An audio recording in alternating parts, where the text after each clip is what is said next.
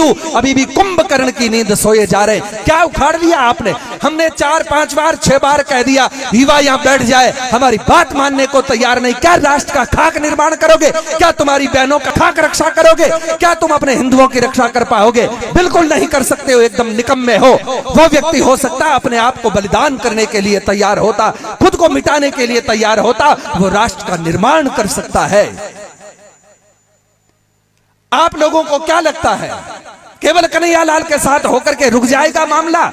दिन दाड़े सारा सर काटने के बाद हम कुछ नहीं कर पाए, बड़ा बुरा हुआ कह करके 2-4 दिन टिप्पणी कुछ लोगों ने की, उनको धमकियां मिली। उसके बाद हमारे जैसे निकम्मे लोगों ने तो फेसबुक पर ट्विटर पर भी लिखना बंद कर दिया, कहीं धमकी हमको नहीं आ जाए उसके समर्थन के चक्कर में। और इतना ही नहीं, उसके बाद भी इस देश की बेटी के 35 टुकड़े हो जाते हैं और हम लोग कुछ नहीं कर पाते, चुपचाप बैठे। किसका इंतजार कर रहे हो? कन्हैयालाल का नंबर था, श्रद्धा का नंबर आया, आने वाले समय में हमारा भी नंबर आएगा।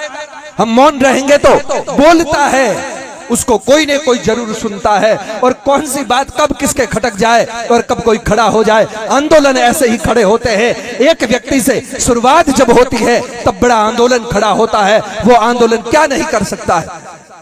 आप सब लोगों को पता है अभी भुंगरा में जो हुआ था कांड, उस समय कोई नहीं यदि बोलता तो क्या होता, लेकिन हम लोग मैदान में उतरे और बोलने लगे तो क्या नहीं हुआ, बहुत कुछ सरकार को झुकना पड़ा। यही होता है धर्म के लिए। मैं मेरे लिए नहीं कर रहा हूं, आपको अपने लिए नहीं करना है, आपको देखना है कि राष्ट्र के लिए कर रहा हूं। और जिस दिन आपकी नजर राष्ट्र पर जाएगी उस दिन हमारी अपने आप सुरक्षा होगी, क्योंकि हम राष्ट्र के अंदर हैं। हमारी नजर मेरे तक, मेरे परिवार तक, बच्चों और पत्नी तक नहीं, हमारा देश की तरफ हमारी नजर होनी चाहिए। इसलिए आज नहीं, हजारों अरबों खरबों वर्षों पहले हमारे ऋषि मुनियों ने कह दिया, सर्वे भवन्तु सुखिना सर्वे न सन्तु निरामया। बोले उन्होंने कह दिया सब लोग प्रसन्न रहे, शांत रहे, खुश रहे, क्योंकि सब रहेंगे उसमें मैं भी हूं।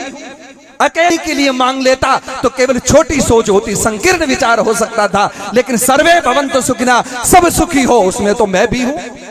मांगना भी है तो बड़ा मांगो, करना भी है तो बड़ा करो, तब जाकर के इतिहास आपको याद करेगा। नहीं तो भैया जिस समय चातुर्मास होता, बरखा होती है, बहुत सारे फिड़कले पैदा होते हैं, घंटे भर में उड़ भी लेते हैं और मर भी जाते हैं, उनका अस्तित्व समाप्त हो जाता है। हमारे जैसे लोगों को कौन याद करेगा यदि हमारे में ये बात नहीं हुई तो? लेकिन वही इतिहास को स्थापित करते हैं जो लोग राष्ट्र के लिए जीते हैं, जिनकी सोच बड़ी होती है। इसलिए हम निवेदन कर रहे थे, उसी परिवार में गुरु बैठे थे, आचार्य द्रोण, लेकिन बोले नहीं, गुरु नहीं बोले तो कहा ये गुरु नहीं है, ये तो गुंडागिरी हो गई है। गुरु के और दादा के देखते देखते इस देश की बेटी के कपड़े उतारे जाए, ये शास्त्र युक्त बात नहीं है, शास्त्र विरुद्ध कृत्य है। तो कहा कि ये गुंडागिरी शब्द है।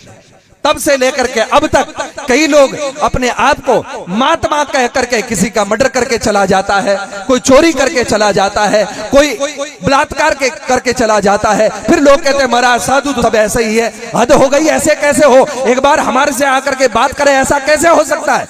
कई बार लोग कहते हैं महाराज अब आपके साधु बिगड़ गए। हमने कहा हमारे साधु कैसे बिगड़ सकते हैं? पैदा हमने नहीं किया, आपने किए। ढंग से पैदा कर लेते तो ढंग का पैदा हो जाता, नहीं तो हमारे माँ बाप ने हमें पैदा किया, छाती ठोक करके कह रहे हैं। आकर के कोई नजर मिला करके बता दे साधु क्या होता है। परंपराओं को जीवित रखने के लिए अपने आप को बलिदान करना ही पड़ेगा, तब जाकर के ये धर्म सुरक्षित होगा। इसलिए निवेदन ये करना है। और तीसरा शब्द निवेदन कर रहा हूं, आपका अपना शब्द है। पहला शब्द है दादागिरी, दूसरा शब्द है गुंडागिरी, और तीसरा शब्द है नेतागिरी। ये शब्द है नेतागिरी तीसरा। उसी परिवार से निकला हुआ, बड़े घराने से निकला हुआ शब्द है। इस देश की जितनी बर्बादी नेतागिरी ने की है, शायद ही कोई कर सकता है। आप कहोगे कि कैसे? मैं नेताओं के खिलाफ नहीं हूं, लेकिन नेतागिरी कौन सी? जो देश का और धर्म का नेतृत्व करे वो नेतागिरी होती है। आप बैठे हैं मंच पर, वो भी लोग और आप भी जानते हैं, धर्म के परिप्रेक्ष्य में राजा परीक्षित को जिस समय शासन दिया गया था, चक्रवर्ती सम्राट बने, तब कहा अदंड्योशी, अदंड्योशी, मुझे कोई दंडित नहीं कर सकता है। तब भारत के एक ऋषि ने डंडा लेकर के और आगे बढ़ते हुए 3 डंडा मार करके कहा कि राजा परीक्षित, बोले हाँ, धर्म दंड्योशी, धर्म दंड्योशी, धर्म दंड्योशी, बोले तुझे कोई दंडित नहीं कर सकता, गलत फहमी में मत रहना, धर्म तुझे दंडित कर सकता है। जिस दिन धर्म को बिगाड़ने की कोशिश करी, उस दिन धर्म स्वयं भारत का ऋषि आकर के तुझे दंडित करेगा। और अवसर जब जब आया, जितने भी राजनीतिक व्यवस्थाएं थी पुरातन में, अयोध्या का सबसे बड़ा शासन था, जिसमें भी राम जी वही करते थे जो गुरुदेव वशिष्ठ मुनि कहते थे, यह परंपरा थी। और उसके बाद भगवान कृष्ण के भी गुरु थे। इन संतों ने जब जब राजनीति में प्रवेश किया, तब तक ये शासन बढ़िया चला। लेकिन आज क्या करें भैया, राजनीति में धर्म होना चाहिए था, वहां धर्म में राजनीति घुस गई, इसलिए धर्म विकृत हो गया। हम विरोध नहीं कर रहे, लेकिन कह जरूर रहे हैं, और ये बात मुझे बिल्कुल ठीक नहीं लगती। लेकिन आजकल मैं भी क्या करूं, मजबूरी है।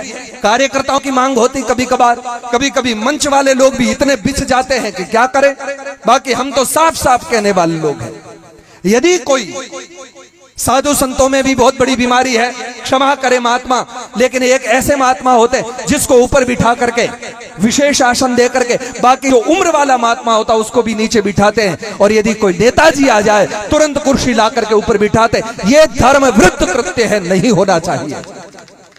नेताजी है, संतों के चरणों में आकर के प्रणाम करके आशीर्वाद लेकर के और देश के निर्माण में अपनी भूमिका निभाए, यहां तक तो ठीक है। लेकिन उसको तो एक गुरु की तरफ ऊपर बिठाया जा रहा है, एक वृद्ध कोई महात्मा होता उसको नीचे बिठाया जा रहा है, ये बात ठीक नहीं है।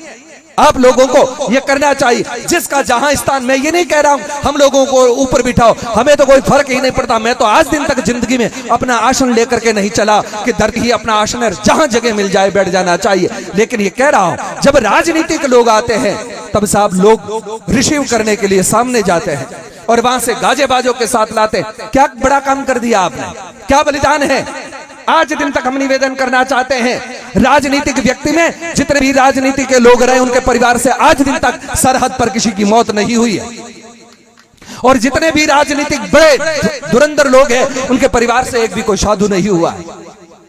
और उसके बाद एक बात और निवेदन करें कि उनके परिवार से सरकारी स्कूल में कोई बच्चा नहीं पढ़ता।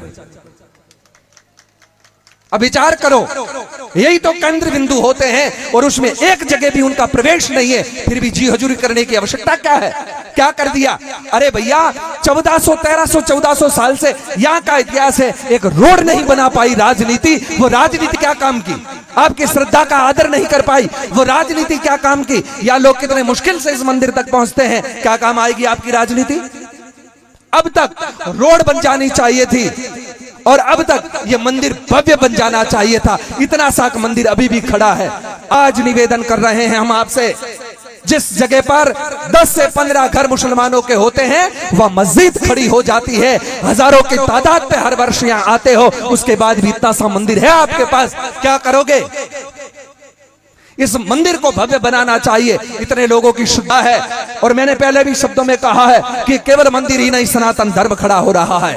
आने वाले समय में राम मंदिर उस समय व्यवस्थित नहीं बना पाए, उसके चक्कर में इतने वर्ष तक इंतजार करना पड़ा। फिर ऐसा समय या इतिहास न दोहराया जाए। अब लोग बहुत खुश हो रहे हैं, कह रहे महाराज राम मंदिर बन रहा है, बस हम बड़े खुश हैं। मैंने कहा बेटा कितने दिन खुश हो, आज इतने समय के बाद, पहले भी राम मंदिर तो था ही, और मुगल शासन आया और उस समय हटा दिया गया, बाबर ने हटा दिया। और हटाने के बाद अब फिर कोई देश का अच्छा नेतृत्व करने वाला अच्छा राजा आया है, उसने फिर राम मंदिर बनवा दिया। लेकिन हमारे जैसे निकम्मे लोग नहीं बोलेंगे तो क्या होगा, फिर तोड़ दिया जाएगा। यही होगा, कितने दिन कैसे बचा पाओगे। इसके लिए जो मैं बात कह रहा हूं, उसके लिए जीवित हो जाओ। मुर्दों की आवश्यकता नहीं है इस देश में। सनातन धर्म के पहरेदार मुर्दे नहीं होने चाहिए, जीवित होने चाहिए, ऊर्जावान होने चाहिए। जब जाकर के धर्म की रक्षा कर पाओगे, उस मंदिर को, राम मंदिर को बचा पाओगे। कब, जब संगठित हो जाओगे, जब एक हो जाओगे। ये उस जाति का बंद करो इस बीमारी को। हम सब हिंदू हैं, हम सनातनी हैं। जिस दिन इस सांचे में फिट हो जाओगे, उस दिन राम मंदिर क्या, कृष्ण मंदिर भी, काशी विश्वनाथ भी, बन जाएगा। और कश्मीर तो आ ही रहा है, लेकिन हम कह रहे हैं लाहौर में भी तैयारी होगी राम मंदिर की। हमारे वहां माता जी का मंदिर भी भारत में विलय होगा। कब? जब हम एक हो जाएंगे। लेकिन हम तो टुकड़ों में बटे जा रहे हैं। अरे साहब, इतने दिन तक तो क्या होता था, ये फला फला जाति का था, उसके बाद में ये नेताजी उस जाति के हैं, ये हुआ तब भी कोई बात नहीं। लेकिन बड़ी दुर्भाग्य की बात है, अब तो संत भी जाति के होने लगे हैं। क्या बड़ी बीमारी निकाल करके लाए हो। बोले ये संत जो है राजपुरोहित समाज के संत है, और ये समाज के विश्नोई समाज के संत है, ये पटेल समाज के संत। क्यों भाई? आप यदि सनातन को मानते हैं तो इन दुकानों को बंद करो, सनातन धर्म के लिए जीना और मरना सीखो। क्या होता है विश्नोई समाज, क्या होता है पटेल समाज, क्या होता है राजपुरोहित समाज? सनातन धर्म पर्याप्त नहीं है? हिंदू शब्द अपने आप में पर्याप्त नहीं है कि नई नई दुकानें खोले जा रहे हो? सबको साथ खड़ा होना चाहिए। और संत उस समाज का हम क्या करें? अभी एक संघ की मीटिंग हुई थी, उसमें भी हमने तो कहा था, मैंने कहा क्या करें? बोले ये पीएचडी करके महात्मा है। हमने कहा क्या करें? सेहत लगा करके चाटे? बुरा तो लगा, बड़े बड़े महात्मा थे उसमें। हमने कहा क्या करें, हमारे तो काम के है नहीं, वो तो अपने समाज के धर्म गुरु है, केवल समाज को उठा करके फिरते रहो, हमें क्या लाभ?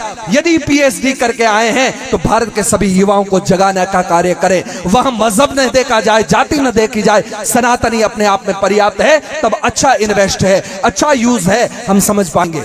लेकिन धर्म गुरु भी अलग अलग जाति के और मजहब के खड़े हो जाएंगे, फिर बाद में अभी तो नेता लड़ रहे हैं, जाट और राजपूत लड़ेंगे, और उसके बाद में साधु साधु लड़ेंगे। ये उस संप्रदाय का है, उस समाज का। संप्रदाय तक था तब भी हमें तो पीड़ा थी, लेकिन अब समाज तक आ गया, हमें बड़ी समस्या हो रही है।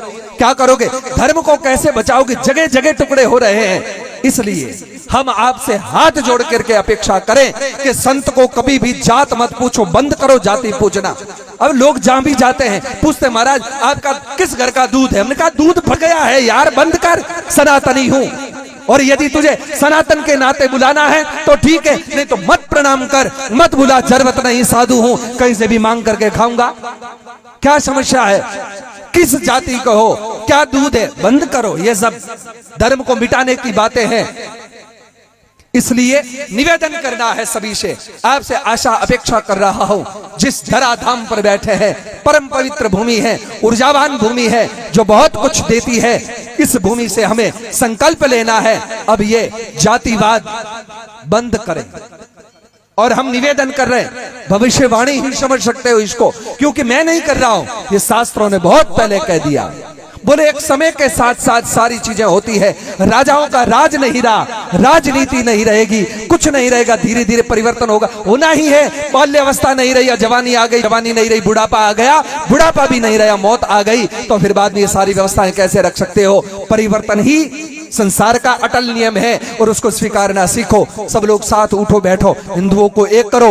बाकी लोग तो तैयार बैठे हैं गले मिलने के लिए। आपके यदि समाज में, परिवार में यदि आता है कोई मेघवाल व्यक्ति, तो लोग कहते हैं नहीं नहीं वहां बैठो, और वो चाचा तुम्हारा क्या लगता है, सामने जाकर के गले मिलकर कहते हो आइए आइए चाचा जी, जो गाय को खाने वाला है, गोमांस खाने वाला है, हमारे सनातन धर्म का विरोध करने वाला है, सनातनी हिंदुओं को काटने मारने वाला है, हमारी बहन बेटियों को उठा करके ले जाकर के लफ्जियात करने वाले हैं, उन लोगों को चाचा कह करके गले लग जाते हो। ये क्या बीमारी है? बंद करो। मित्रता नहीं रखने की आवश्यकता है हमें, हमारे परिवार तक आने लगेंगे तो फिर ऐसी घटनाएं घटेगी। इसलिए चाहिए हमें सनातनी बनना है, हिंदू बनना है, हिंदुस्तानी बनना है। इसलिए निवेदन ये करना है। अब अपनी बात का उपसंहार करूं, ज्यादा हो जाएगा, आप लोग भी इतना पकड़ नहीं पाएंगे, इसलिए निवेदन करूं, 4 सूत्र पूरे करूं। पहला शब्द था दादागिरी, दूसरा शब्द था गुंडागिरी, और तीसरा शब्द है नेतागिरी। इसलिए थोड़ा इन नेताओं से भी, महापुरुषों से प्रार्थना करें कि बांटो मत। और मैं निवेदन कर रहा हूं, मेरी बात पर भरोसा नहीं होता है लोगों को, लेकिन ईमानदारी की बात कह रहा हूं। इस देश में यदि कोई संत, हालांकि वो मेरा सब्जेक्ट नहीं है, उसमें रुचि नहीं रखता हूं, लेकिन योगी जी को देखता हूं तब कभी कभी सपना अच्छा आता कि अच्छा पहरेदार है।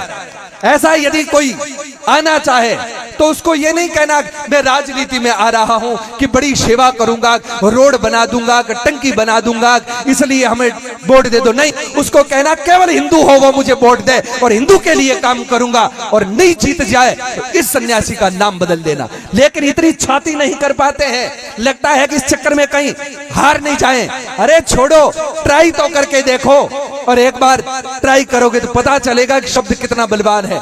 क्योंकि आपने टुकड़ों टुकड़ों से सीखा तो लगता है कि टुकड़ों टुकड़ों से जीतेंगे। नहीं साहब, अभी महाराज जी ने एक शब्द का अच्छा प्रयोग किया था, झाड़ू बिखर जाएगा, कुछ नहीं कर पाएगा, खुद कचरा बन करके रह जाएगा, लेकिन जब बंद करके एक होगा तो कचरा पूरा का पूरा निकाल करके साफ करने का सामर्थ्य रखेगा। इसलिए टुकड़ों में बंटना बंद करो। राजनीति को अब शुद्धिकरण की आवश्यकता है, अब उसको शुद्ध करना चाहिए। लोगों को डर लगने लगा है कि ये बाबा लोग राजनीति में आएंगे तो पता नहीं क्या होगा। हम तो नहीं चाहते हैं, हमारा तो कोई विषय भी नहीं है, लेकिन कोई योगी जैसा आए, क्योंकि ये योग भूमि है, इसलिए पुनः योगियों के हाथ में आनी चाहिए। भोगियों ने बहुत इस देश को, तीर्थों को, धर्म को, ग्रंथ को, सबको बिगाड़ करके रखा है। इसलिए दो बात अवश्य निवेदन कर रहे हैं हम। एक तो जहां कहीं पर भी मंदिर हो, एक साधु की बात को मान करके, मंदिर मठ जहां भी हो वहां पर नशा बंद करो, बोर्ड लगाओ जल्दी से जल्दी, या नशा निषेध है। लेकिन आज जहां मठ होते, मंदिर होते, वहां अमल लेकर के बैठ जाते हो, जो आवे उसको देते हो। आप क्या चाहते हो? सनातन धर्म को बचाना चाहते हो या धर्म के नाम पर नशा सीख रहे हो? साधु संतों के मठ मंदिरों में शुरू होता, ये गौरव के साथ कह रहा हूं, आज दिन तक अपने आश्रम में चाय तक नहीं बनी है। और जिस जमाने में 6 साल और 4 वर्ष, 6 वर्ष और 4 महीने का था, तब घर छोड़ करके साधु बन गया था। तब से लेकर के अब तक अपने हाथ में चाय को लिया नहीं, छुआ नहीं, और जन्म लिया तब से लेकर के अभी तक पिया नहीं। इसलिए अधिकार से कह सकता। हमारे वहां नेताजी आए, कहा कि महाराज जी चाय हो जाए। मैंने कहा साधुओं के पास चाय, बोले सब लोग पीते। मैंने कहा मेरी नजर में वो साधु नहीं है। साधु से क्या सीखोगे? नशा करना? साधु से तो धर्म की बात सीखो, वेद मंत्र गाना सीखो, भागवत या रामायण की छुपाई श्लोक गाना सीखो, तब तो समझ में आए किसी साधु के पास जाकर का है। बाकी अमल खाना तुम्हारा दादा या तुम्हारा पड़ोसी सिखा देगा। क्या नई बात हो गई है? इसलिए इस धर्म को और युवान पीढ़ी को मुक्त करो इस नशे से, और सनातनी बनाना शुरू करो।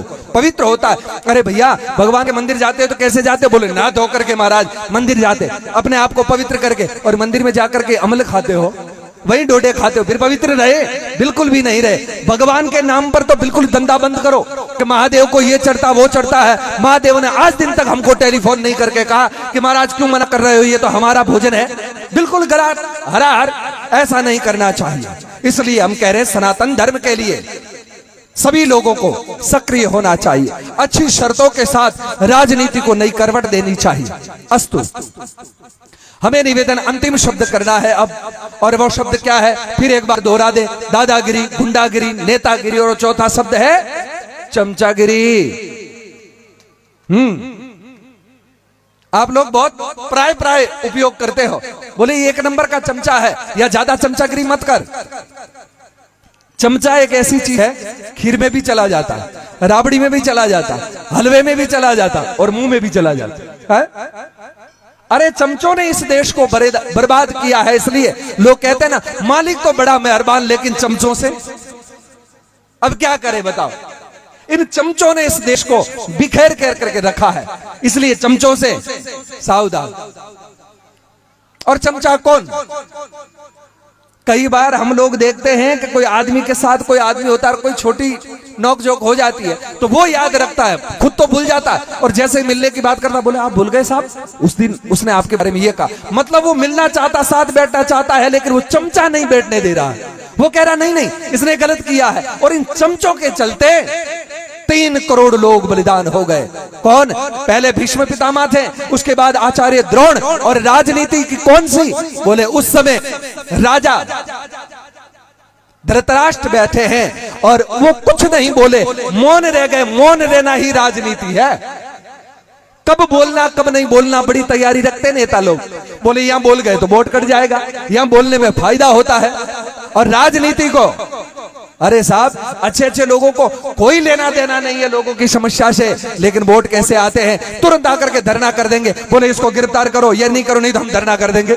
और बस उनको पता कि इस नाम से वोट आ सकता है, ये समाज में आ सकता है, और ये उसी जगह पर उपयोग होता है। राजनीति ये थी, और वहां पर महात्मा विदुर राजनीति के जानकार बैठे थे, वो भी नहीं रोक पाए। उस समय युद्ध तक इंतजार करते रहे, और उसके बाद में कहा कि मैं तुम्हारा त्याग करके जा रहा हूं। यदि उसी समय त्याग कर दिया होता तो शायद ये बच गए होते। ये राजनीति है। और अंतिम शब्द है चमचागिरी। चमचागिरी कौन था? बोले शकुनी। एक ही परिवार के, एक ही जगह पर, एक ही ठिकाने के निकले हुए चारों शब्द है। और शकुनी ने ऐसी चमचागिरी की, भीष्म पितामह आते हैं तब कहते पितामह आप तो क्या कहें, आप तो आप है, आप जैसा कौन कोई इस तख्त से बंद करके रह सकता है। तो उनको भी लगता है कि ठीक है हमारा चापलूस। और उधर कहता भांजे तैयार हो जा, इन पांडवों को तो बर्बाद करके रखना, भले आग लगानी पड़े तो आग भी लगाओ। ये चमचों के चलते हुआ है ऐसा। इसलिए वो न खानदान बच पाया, न पूरा वंश बच पाया। सब भारत में इतने बड़े बड़े योद्धा थे, न भूतों न भविष्यति। उन सारे योद्धाओं को क्या कर्ण कम था? क्या आचार्य द्रोण कम थे? क्या पितामह भीष्म कम थे? क्या कृपाचार्य कम थे? लेकिन ऐसे ऐसे योद्धाओं को केवल एक मूर्ख की भेंट चढ़ा करके रख दिया। इसलिए हम निवेदन कर रहे हैं कि भाई इस चार गिरी से अपने आप को बचाना, धर्म को बचाना, देश को बचाना, जिससे ये अखंड भारत होगा, जगत गुरु के पद पर पुनः प्रतिष्ठित होगा ये देश। इसलिए आप सभी लोगों के लिए बहुत बहुत साधुवाद व्यक्त करूं। हमारे इस मंदिर कमेटी, गोसाई जी महाराज की सेवा समिति के सभी बंधु जिन्होंने बहुत अच्छा आयोजन किया, कि आप सभी लोगों को खूब प्रचार करके याद किया, हम साधु संतों को भी याद किया। और हकीकत बात निवेदन करूं, मेरे पास में युवा लोग आए तो मुझे लगा, मुझे पता है आप लोग ये सोच सकते हैं, बोले महाराज युवाओं के कहने से तुरंत आ जाते, कारण क्या? कारण ये हमें पता है कि बूढ़े तो मरने वाले हैं, युवा ही देश को खड़ा करेंगे, इसलिए इनकी जरूरत है। सीधी सी बात है, साफ सुथरी। इसलिए इनके कहनों से तुरंत आ जाते हैं, क्योंकि भारत का पूरा भार इनके कंधों पर है, तो इसलिए इनके साथ खड़े रहेंगे, अच्छा नेतृत्व करेंगे तो ये बिगड़ेंगे नहीं। ये हमारी जिम्मेदारी है गुरुओं की। इसलिए इनको सद्मार्ग पर चला करके और इस देश को अखंड बनाएंगे, धर्म को अखंड बनाएंगे। और इस जगह पर ये जो मंदिर है, बढ़िया भव्य मंदिर बने। अभी अभी हम लोग, मैं आज जहां से आ रहा हूं, करीब करीब 200 करोड़ की लागत, जिस जगह से आ रहा हूं 200 करोड़ की लागत से मंदिर बना है, कथा कार्यक्रम हो रहा। भारतवर्ष के सभी महात्मा जितने भी जिनका नाम है वो सारे उस जगह पर पहुंच रहे हैं। अरे भैया करोड़ों रुपए तो केवल वहां पर दक्षिणा हो गई है अभी तक। मैं मेरे हाथ से देकर कहा यार यहां से वापस जाना है मुझे। भाई चिमना राम जी ने, इन सभी कार्यकर्ताओं ने मेरे से आग्रह किया कि महाराज जी आप आए, तो भैया रात का कार्यक्रम करके रात को चल करके पहुंचा, और फिर सोजत सत्संग करके फिर आप लोगों के बीच में आया हूं। और यहां से फिर जाना है, तो वहां पर इतना भव्य मंदिर बना है, तो इतने सारे लोग हैं, थोड़ा थोड़ा सहयोग करें तो ये भव्य मंदिर बन सकता है। एक बात और निवेदन करें, ये एक ऐसा पहाड़ है जो इतना समतल है, देखने लायक। बाकी पहाड़ तो यूं होते हैं, लेकिन ये एक समतल पहाड़ है, और हकीकत में यहाँ भव्य मंदिर बने। तो मैं गोसाई जी महाराज से प्रार्थना भी करूं, और मेरा दृष्टिकोण कहता है आने वाले समय में इस क्षेत्र का सबसे बड़ा तीर्थ बन सकता है, क्योंकि ऐसी जगह है, ये रमणीय जगह है। और हमने अभी श्रवण जी कह रहे थे गाड़ी में, बोले महाराज जी यहाँ पर बहुत सारी गुफाएं हैं। एक तो हमारे जय सिया राम जी महाराज ने खोद दी, हम पहले भी आए थे, और बहुत बढ़िया इन्होंने गुफा का निर्माण किया। और यहाँ बहुत सारी गुफाएं हैं, कहते हैं कि वो गुफाएं कई बार दिखती है, वापस वहां जाते तो वापस द्वार भी नहीं मिलता। मतलब यहाँ पर कई तपस्वी महापुरुष आज भी तपस्या कर रहे हैं। ऐसी जगह पर यदि मंदिर बनता है तो ये तीर्थ बनने से कोई नहीं रोक सकता है। आने वाले समय में जब लोग कहेंगे, क्योंकि लोग तो अभी भी कह रहे हैं कि राम मंदिर, राम जी का जन्म वहीं हुआ, इसका प्रमाण क्या है? सरकारों ने भी पूछ लिया और कहा कि राम सेतु यहाँ है, इसका प्रमाण क्या है? तो आने वाले समय में आपसे यह भी पूछा जा सकता है कि आप हिंदू हैं, इसका प्रमाण क्या है? गोसाई जी महाराज का मंदिर यहाँ पर था, क्या प्रमाण है? इसलिए भव्य मंदिर बना करके खड़ा कर दो, ताकि कह देंगे ये सबसे बड़ा तुम्हारा बाप प्रमाण है। इसलिए इस मंदिर को भव्य बनाना है। या रोज सत्संग, जब कभी भी कार्यक्रम हो, एक आज तो टेंट है, लेकिन यहाँ एक बढ़िया हॉल बनना चाहिए। इस टेंट को परमानेंट करना चाहिए, ताकि यहाँ पर सत्संग हो। राजनेता क्या काम आएंगे, उन सबसे कहो कि भाई नेताजी, सीधी सीधी बात, वोट चाहिए तो नोट दे दो, सीधी सी बात है। क्योंकि आपको भी अटैचियां आती है, बड़े बड़े लोग होते हैं पैसे वाले, वो आपको धन का सहयोग करते भामाशा, तब आप चुनाव लड़ते हैं। इसलिए आपको वोट चाहिए, हमको हमारे लिए नहीं, मंदिर के लिए, धर्म के लिए नोट चाहिए। इसलिए तो रोड बननी चाहिए, होल बनना चाहिए, मंदिर बनने चाहिए, बढ़िया रमणीय जगह बनाओ इसको, ताकि आने वाले समय। अरे साहब, मैंने तो इंदौर में और रतलाम में शमशान भूमि में कथा करी, लोग डरते थे, वहां हमने कहा यह जगह सबसे बढ़िया होनी चाहिए। आज भी आप इंदौर जाकर के देखना, रतलाम जाकर के देखना, वहां घूमने की कोई जगह है तो शमशान भूमि है।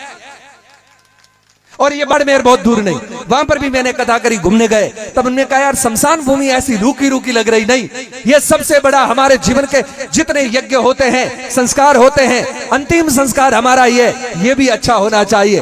तो वहां की शमशान भूमि भी अब देखने जैसी, कभी जाओ तो देखना बाड़मेर। तो इस जगह को तो मंदिर है, इसलिए इसको बहुत बढ़िया बनाना चाहिए। इसके लिए राजनीति से भी, अपने मिलने वाले भामाओं से भी, सबसे।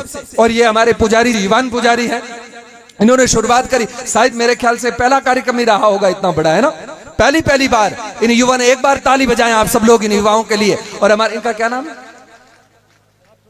नथुनाथ जी, नथुनाथ जी ने, आप नथुनाथ जी है, आज दिन तक यहाँ बहुत पुजारी रहे, परंपरा रही, भगवान करे भविष्य में भी रहे, लेकिन एक योग्य व्यक्ति आया, इसलिए आज इतने महात्मा आए और अपनी बात कह रहे हैं। ये टेंट लगा, ये बातें सुनने को मिली, इस मंदिर की प्रतिष्ठा हो रही है विशेष रूप से। और बात, आप कहां रोड से घूम करके आ रहे, तत्काल रोड का भी निर्माण, भले ही वो कच्ची बनी है, आज हमने कहा ना ये टेंट है, परमानेंट होगा, तो वैसा ही ये रोड आज कच्ची है, भगवान करे अगले वर्ष आओ तब यहाँ पर पक्की रोड मिले।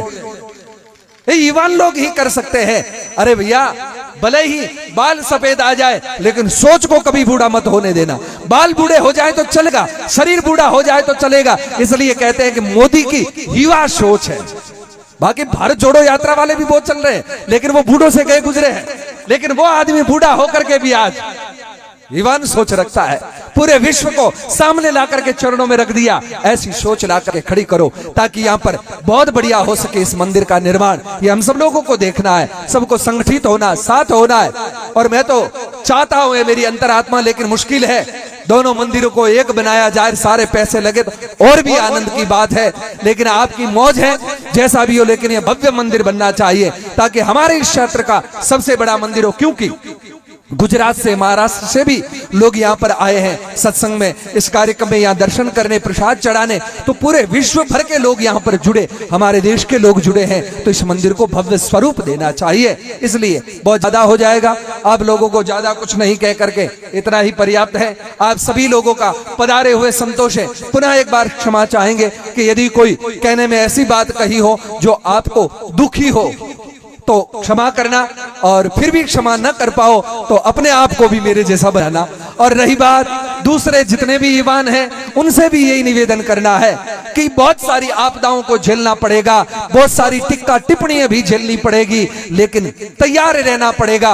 अरे भैया, आज दिन तक किसी ने भी अच्छा नहीं कहा कि संघ वाले बढ़िया काम कर रहे हैं। लोग कहते हैं कि नेक वाले लोगों ने गड़बड़ किया, लेकिन उसी की देन है राम मंदिर बन रहा है, उसी की देन है कि देश का अच्छा नेता मिला है। इसलिए जो कहे कहने दो, लेकिन अपने केंद्र बिंदु को नहीं छोड़ना। कौन क्या कहता कोई फर्क नहीं पड़ता है। अभी अभी धीरेन्द्र कृष्ण जी ने कहा था ना, हाथी चले बाजार तो कुछ भूसे हजार, तो वही वाली बात है, जो चले चलने दो, लेकिन हमें अपने लक्ष्य को नहीं छोड़ना है। बस यही निवेदन करके सभी संत महापुरुषों को प्रणाम, आप सभी लोगों का आभार व्यक्त करता हूं कि ऐसी ठंड में, बिगड़े मौसम में भी दिमाग को बिगड़ने नहीं दिया, और यहाँ पर आप लोग आए, आप सभी आभारी हैं। क्योंकि ऐसे में लोग निकलते तो लोग तो पागल कहते, बोले ये तो पागल हो गए हैं जो भगवान के और साधुओं के पीछे दौड़ते। इसलिए कहता हूं कि भैया, सीधी सी बात है कि हम जैसे भी हैं, अब बिगड़े लोग कहे तो कहा जाता है, बिगड़े इन दिमागों में भरे अमृत के लक्ष्य हैं, बिगड़े इन दिमागों में भरे अमृत के लक्ष्य हैं। हमें पागल ही रहने दो, क्योंकि हम तो पागल ही अच्छे हैं। यदि धर्म का और सनातन की बात करते तो अच्छा ही है। इसलिए सभी युवा लोग इस मंदिर को बनाने के लिए साथ में है, तो एक बार हाथ खड़ा करें। अच्छा लगा हमें। रसीद कटवा करके जाना, पैसे अभी से शुरू करो इकट्ठा करना, ताकि आने वाले समय में कुछ बढ़िया कर सकें। अरे साहब, ऐसे ही होता है, बूंद बूंद से घड़ा भरता है। और कौन करेगा? किसको जरूरत पड़ी है, ये हमारे भगवान के लिए कर रहे हैं। और भगवान, क्योंकि माता जी को हम कहते हैं हमारी माँ है, तो भगवान तो हमारे बाप है, तो माँ बाप के लिए करना कोई गलत नहीं है, इसलिए करना ही चाहिए। तो सब लोग युवा लोगों से, हमारे युवा कमेटी से भी मिले, जो गोसाई जी महाराज सेवा समिति है, और भी अन्य जो भी लोग हैं, सबसे मिलजुल करके रोड का निर्माण करें, मंदिर का निर्माण करें, धर्म का निर्माण करें, युवाओं का निर्माण करें, नशे मुक्त करके, और बढ़िया सारे हमारे मंदिर नशा मुक्त हो, ताकि हम सब लोग अच्छी सोच के साथ आगे आएंगे और धर्म की स्थापना करेंगे। इन्हीं के साथ मैं जय घोष के साथ में अपनी बोनी को विराम करूंगा। आप सभी लोग बोलिए गोसाई जी महाराज की।